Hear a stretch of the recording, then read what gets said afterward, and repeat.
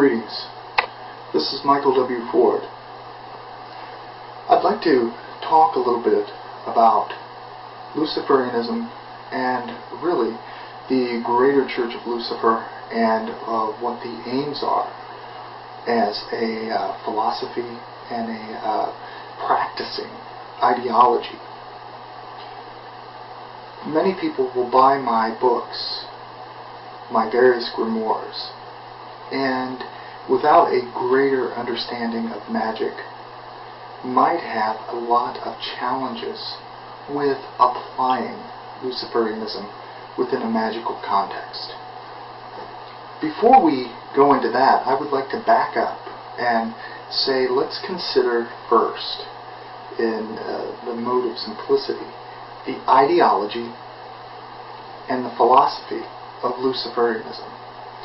Because if you can apply the philosophy in a way that really strengthens and breeds knowledge in your everyday life, then if the magical aspect interests you, you can better approach it with better results.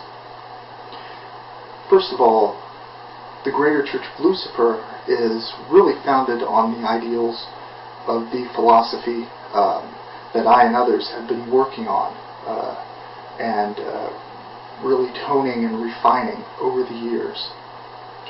The GCOL is not a dogmatic institution, nor one which would have you submit to any type of religious ideology in the normal sense of the word. Luciferianism is a practical, pragmatic application of changing the way you think, how you approach things in life, and then with the knowledge that you are alone accountable for all the things that happen in your life, barring accident or unforeseen circumstance, that you alone are the essential deity, if you will, the one who is in charge of your existence. With that said, you must be pragmatic in how you approach life. No matter if you're a spiritual person, or if you're a very carnal person, doesn't matter. What matters is the results you get and how you apply that philosophy. First of all, Luciferianism demands, once you become aware that you are the only God which is, being not that you can control clouds and biblical type concepts, but that you can really shape your world according to your desire. That the choices you make, the way you think, the things you say, and the actions command your present and future. This is very important in Luciferianism because until you truly embrace that left-hand path principle, the Luciferian spirit, if you will, then you will always have problems with how you approach magic or truly a left-hand path type ideology.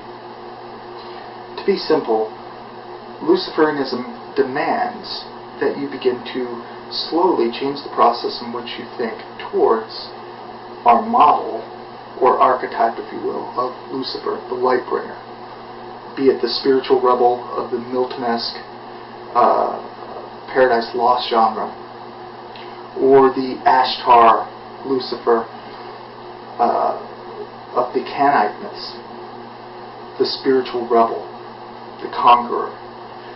These are the symbols of Lucifer and Lilith in her many forms, be it Ishtar, Inanna. All of those are symbols at first for the Luciferian to become inspired and direct their life according to their true will. Now, the true will is very important because it determines what you have a passion for in life and what you feel what the Greeks call pathos, the longing or yearning to do. And that will be uniquely different for every individual. With that said, if you take those basic everyday principles, apply them,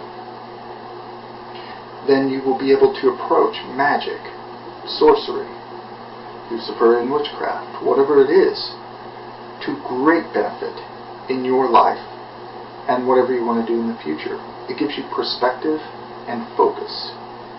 Those are the most important things in Luciferianism.